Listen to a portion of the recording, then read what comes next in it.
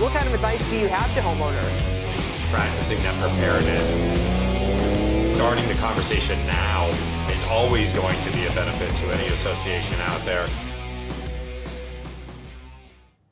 And welcome to Recovery Report Live. I'm Dan Odess with GlobalPro, where we manage your risk to recovery, and we have managed more than $1 billion of that recovery. We got a great show for you today, so welcome to the Recovery Report. I can't wait to invite our guests on to talk about important issues regarding the structure of your roof and all kinds of issues. This gentleman has a tremendous amount of knowledge and experience in dealing with roofs, multi-generational family that's been right there dealing with it every step of the way. So he'll be joining us in a few minutes. But before we get there, I want to talk about important issues that are impacting Florida policyholders. Just a few minutes, maybe an hour ago, the governor signed the second bill for insurance reform of this year. We had Senate Bill 1598, and now we have, Senate Bill 1598, and we have House Bill 76. Very important reforms for insurance.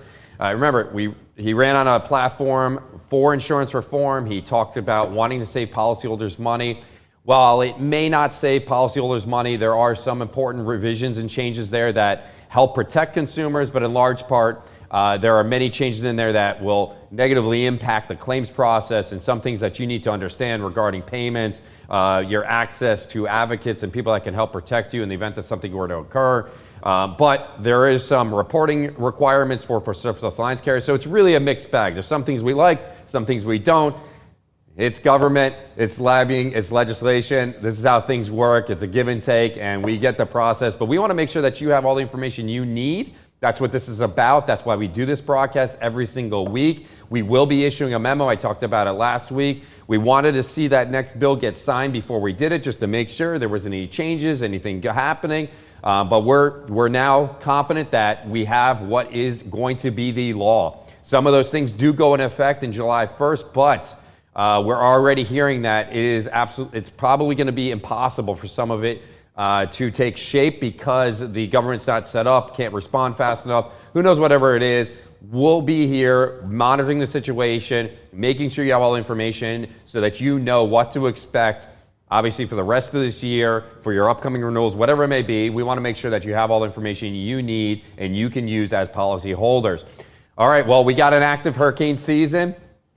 Just this past week, we saw all kinds of different areas of interest pop up. Texas is, let me just say in general, the Gulf Coast, including the Panhandle of Florida, are poised to get a deluge of water from an area of interest that is upgraded at 8 a.m. to 90% chance of forming into what may be depression. We'll see. We'll continue monitoring the situation. It'll be on all of our social media feeds. We'll make sure that obviously if it forms into a storm, that all of our listeners in the Texas area have that information so that they can prepare for what's to come. It's been an interesting, I'd say, 6 months for Texas. We had the frozen tundra to the scorched earth to now a tropical wave that's about to move into the area. I mean, you just can't get a break. There is so much confusion related to the deep freeze and the claims that came from that, and which I know we're all dealing with that still. We have a number of clients that have been just battling through the situation, what's covered, what's not, information they're getting, misinformation that has been distributed amongst many policyholders. So we're working through this situation, and boom, we get hit with this extreme heat, which is expected to potentially shut down the grids. And how are you preparing your business or your community in dealing with this situation?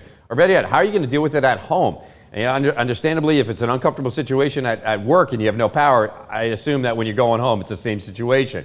So some important tips to keep in mind when dealing with your business. Again, make sure that you have the contact information for all of your employees.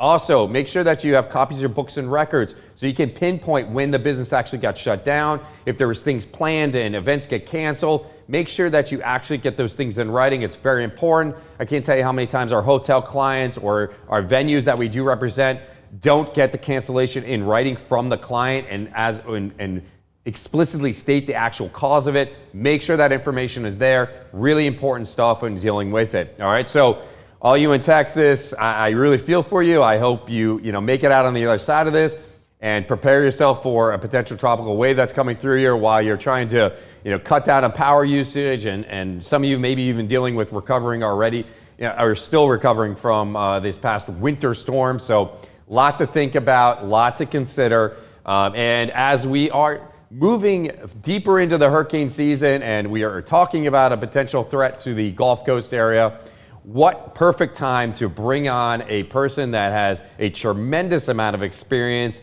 in dealing with these situations. I'm going to be joined today by Mr. Gregg Wallick with Best Roofing, an absolute leader in the industry.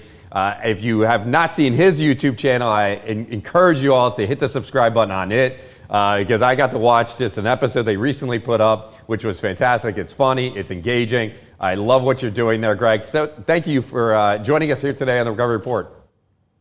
Thank you. It's a real privilege to be here with you today. Thank you very much. So, Gregg, you and I have spent many years teaching classes together. We've co-sponsored events. We have many clients in common. We know a lot of the same people. But for our listening audience, tell us about Best Roofing. Tell us about your history. I love your history, by the way. I love generational business. I'm in one myself. So talk to us a little bit about Best Roofing. What does it stand for? What is its focus, core values? Tell our audience a little bit about it. Well, we've been in business since 1978. We have about 300 employees. Last year, we did 7,000 service transactions and about 170 roof replacement projects, all commercial work. It truly is a family business. We've serviced the Tri-County area, Dade, Broward, and Palm Beach County primarily. And we love to just have a personal relationship with our clients. When we connect with somebody, we look at it as an ongoing relationship because roofs just need service. Roofs need maintenance. Every roof that we install, we put a maintenance program on it, and I guarantee you, we can make roofs last well beyond their warranty period with just good, proper care. And one of the things that I try to help everybody understand that is your roof is only getting worse with time. It's a depreciating asset, but you can by just a little bit of care, you can extend the life of that roof well beyond that warranty period and prevent leaks from happening. So we're located in Fort Lauderdale, and we have an office in Miami also, but we do service Palm Beach out of the Fort Lauderdale office. And if you haven't seen his fleet of buses, they're something to behold. I love the marketing. I love the buses they go around. I love the dog. I love the mascot. I really do enjoy everything that you're doing. I mean, I really think that you have a positive message. It's fun. It's lighthearted. I get your cartoons in my email box, which you and I have spent several years ago talking about, which is always good. What's the secret sauce over at Best Roofing? What makes you an industry leader? It's about being a good place to work. It's about having fun. It's about giving people an opportunity to have a career path. It's about, sitting down with somebody and being human with them and talking about, where they are in their life and where they'd like to go and how we can make sure that the company it can be part of that. So, we've grown consistently over the years, and I really believe that I need to grow 10 to 15% each year just to create opportunities for people who want to grow with us. So when you have a growing environment where people's lives are being changed, there's excitement and people are happy. Yeah, it's a big thing, culture, right? Good word to use for it. Yeah. You guys definitely have good culture there. I've experienced it. I've been to the office. As we move past the restrictions of COVID, I'm sure you're going to be hosting classes on site there. And anyone listening that hasn't had an opportunity to go visit, I totally encourage you. Check out the warehouse, check out the site, go attend a class there. It's really something. It's impressionable, very different than other competitors in the market. I have visited their properties and a big advocate of Best Roofing. So something we do in common, you mentioned commercial clients, community associations. I know that's where we've seen each other a lot and our paths have crossed in the past. Want to give our audience some things to think about, some takeaways. So what are your top 5 or so things an association or business owner should do to prepare their roof for storm season? Well, you should definitely have your roof inspected now, or you should have had it a couple of months ago, just to make sure that your roof is in shape for a storm. And what we're going to do is it's all about perimeter attachments. Roofs fail at the perimeter. That's where it's kind of like a banana, how a banana peel, once you get it started, it peels really easy, but it might be kind of hard to get it started. Well, that's the same way with roofs. If the perimeters are properly attached, and they really should be by code if you've had a new roof installed, but we start with perimeter attachment, and then what we do is we inspect every flashing condition. And a flashing condition is anywhere that the roof changes direction. It could be at an air conditioning unit or a skylight or a wall or anywhere that there's a transition. That's where 90% of your problems are going to take place. So it's just a matter of making sure that those areas are properly sealed. Because you get a lot of expansion and contraction with roofs, especially during the summer when you could have it'd be 90 degrees out, the sun's just blazing on that roof, and there's insulation in that roof, and the temperature of that roof might get up to 170 degrees. Then all of a sudden, a thunderstorm comes in and the rain comes down and it drops the temperature down to 75, 80 degrees, and that thermal shock just causes the roof to expand and contract and to crack. A lot of times it just little sealant points, and a lot of times people don't even realize they have a roof leak because it's not getting into the building, but it's getting into your building envelope and getting into like your insulation or behind some walls, and that's when mildew and mold start creeping, and you don't even know that it's happening. So having a professional maintenance program on your roof, I think, is really, really critical. Here's another thing that's just a good point for somebody to know. If a storm does hit, and you got to think of what capacity roofing companies have, and it's like the first thing that happens is the roofing company got hit too, believe it or not. Our people were impacted, and we've got to get our workforce back. So getting to a point where you can service people. Now, here's the other thing too. We right now are staffed to manage the workload that we handle. There's just no way that you can properly staff for a potential hurricane. So when a storm does happen, every specialty contractor is faced with, okay, I got to get my staff back together. I got to get my team working. And then everybody who ever knew us calls us on the same day. I got a problem. So, we just pray. People always think, God, you're a roofing contractor. You got to just love it when hurricanes come. It's exactly the opposite. You're right. Because after being in this business for 40 years, you make a lot of friends, and everybody calls you on the same day. It'd be like a dentist, and every person who had a toothache, ever had one, calls you on the same day and says, "Hey, remember me?" So if you don't have a relationship with somebody, like what happens with us during a storm is we don't take on any new clients. We're going to do our very best to service the clients that we've been working with, and that we have information on their roofs. But here's one of the biggest challenges that I think we're going to be faced with as a community in South Florida is, it's hurricane central. It's never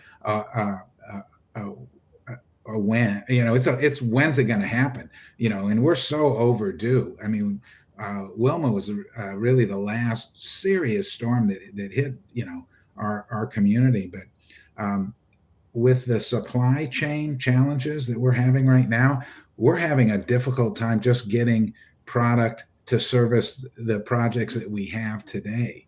If we get hit by a hurricane and there's all of these emergency situations, us in South Florida and everywhere else in the country, we don't have product. So I just keep pray really hard we don't have one this year, because it would just be devastating to this community. I just want to fill those supply chains just a little bit, just to get a little ahead, or at least caught up. They're not even ahead, just seeing some of it caught up. We talked about a little bit before the broadcast about some of our upcoming projects that we have here with our GlobalPro team, and how we close on a new property, about to start construction, and we're thinking about slow walking it. Just go through the design phase, start a little bit later. There's a couple things you said in there, really important stuff, and I want to make sure that our viewers obviously pick up on it. Pre-storm inspections, maintenance agreements, making sure you have that, and then talking to your vendors before the storm happens. I think those are really the 3 top points that I pulled out of there that I think resonate, that make the most sense. And from a claims perspective, I really like the idea of doing a pre-storm inspection by a very reputable roofing contractor that knows what they're looking for, looking at those flashing areas, looking at the banana situation, and making sure that it hasn't already started to open up and peel back is really important. And so that you have a baseline, you have something to compare to and look forward to say, okay, this is what it was right before the storm season or before the storm occurred, and this is what it looks like now, and that's why I'm making a claim. It's going to help you, it's going to help your insurance company, it's going to be a much more fluid process and the recovery process, so you can start the rebuilding and you better planning. It's just all about planning. And those maintenance programs, I've seen them, I've been a part of them. We understand how important they are. And believe me, that record is just as important as the pre-storm inspection because, again, it shows that you are maintaining your property. And we do hear a lot about claims getting denied because of a lack of maintenance and things like that. Well, it's real simple. If you had a maintenance program with Best Roofing, you're not going to have that issue. So we're going to move right past that into the recovery phase and get you paid and move on. It's just that simple. So even we talk about you talked about extending the life of the roof. Let's talk about just speeding up the recovery process so you can start the rebuilding. There's so many benefits to it, and on both on the insurance side as well as the maintenance and care side. Cost of homeowners association fees and the condo association fees. While you may be paying a little bit along the way, it definitely better than getting a claim denied and paying a heck of a lot more out of pocket. So I think those are 3 really great points. And I want to make sure we pick up. We talk in the title, it says structural upgrades and replacement planning for hurricane season. When we talk about structural upgrades for storm season or for hurricane season, what do you mean and what should an association or a business owner that owns the property consider as for an upgrade? Well, every roof system has a rating regarding its wind uplift capabilities. So depending on the height of your building and its proximity to the coast is going to be determined what code requirement you're going to have to use to install your roof. Like on a warehouse, like in West Dade County, you probably aren't going to have as much exposure to the wind as a high rise, right on the coast of Key Biscayne or something like that. But that's something that it doesn't hurt to have maybe a little extra attachment on your roofing system. Now, really the time to do that is when you're replacing your roof. Go ahead and just ratchet it up a little bit more with some additional fasteners or some additional adhesives at the perimeter, just to make sure that roof is going to stay in place. Because again, if you can keep the perimeter down, you can keep the rest of the roof down. And so, over engineering a little bit sometimes is not going to be a bad thing. And on a typical commercial roof, is there any way to anticipate what that typical cost would be to doing those things? Is there anything that you can do to plan for it? Well, again, the time to do the attachment is really when you're replacing the roof. I would probably not encourage somebody to go in and do additional attachment on their roof if it was installed per code.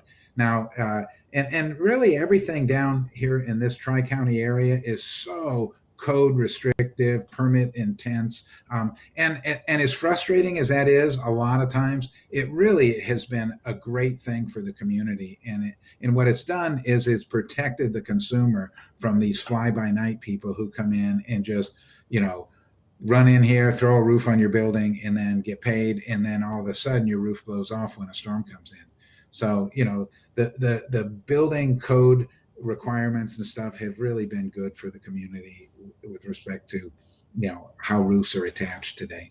No, I think it's been fantastic, and you definitely see better performance, you see better materials. I think also the consumer's been educated a lot more about the different types of roofing and the materials, and I definitely think there's a lot more information. Thank God for the internet and YouTube.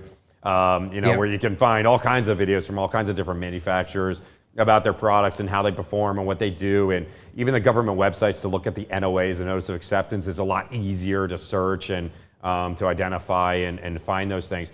How is Best Roofing itself preparing for this storm season? Well, we have a very structured departmental hurricane plan, and we dust that thing off May of every year. We get it out, we distribute it to all the department heads, and then we meet as an executive leadership team and just say, has anything changed? From how we offload projects, how we communicate with clients, how we prepare for additional fuel. I mean, one of the things that we learned in the last significant Hurricane Wilma, was nobody could get any gas. So we always make sure that we have additional fuel, on site, and how we communicate with our clients before a storm on what if a storm comes and we're in the middle of your project. How are we going to address that? The time to address that is prior. That needs to be a contractual understanding, as if a storm comes, who's responsible for the materials that weren't installed? Who's responsible for the cost associated with removing the materials and putting them in storage, and then possibly remobilizing? So there's a lot of things that, because we've been in business so long and because we've seen pretty much anything that you could imagine, and plus some things, we're prepared and can anticipate the challenges that somebody might run into during a difficult time. And again, it's much better to have an understanding so we can move fast, at that time when the storm is on its way, or right after. All good information, and great to know that, because like we said, contact your vendors ahead of time, find out what their plan is, where they're going to be, how they're going to be, how are they going to continue operating, how can we communicate with them. And you brought up a good point, which is about ongoing projects. So we're not just talking about existing buildings that are being maintained. We're talking about where we're doing a roof replacement and the storm is coming. What do you do to protect the property at that point? And obviously, I get a lot of questions about, well, if Mr. Wallick is in the middle of replacing my roof and the storm comes, am I covered for the damages that may be caused?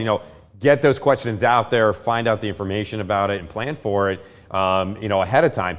Greg, I talked earlier about all the awesome marketing and the events and my time that I spent at your actual office, and how I enjoyed it.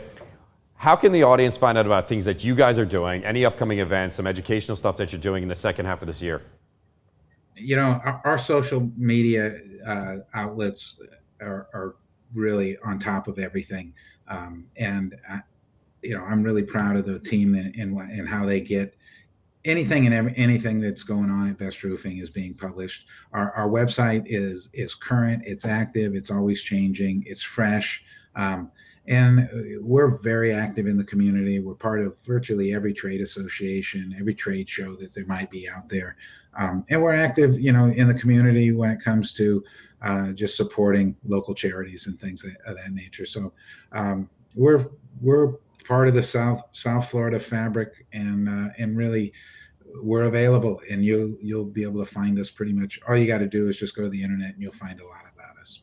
That's awesome. So, and the best place to find out contact information for Best Roofing on that internet, on that website, what is that website? Yeah, just bestroofing.net, N-E-T, bestroofing.net, and that'll take you to pretty much anywhere that you want to go. All right, well, Greg, thank you so much for joining us today. It's been awesome to get this information, really valuable stuff that I think a lot of people either need to hear again, or if you heard it for the first time, write it down. There's some really good points. If you missed them, rewind a little bit. We'll be live on our YouTube page as well as on our Facebook page. We'll be posting there with all this information. Greg, again, thank you so much for joining us, and thank you to the Best Roofing team for getting the notice out there on LinkedIn and everything else. It's been awesome to have you on. I look forward to doing this again soon in the future. Thank you, Dan. Sure appreciate it. Take care.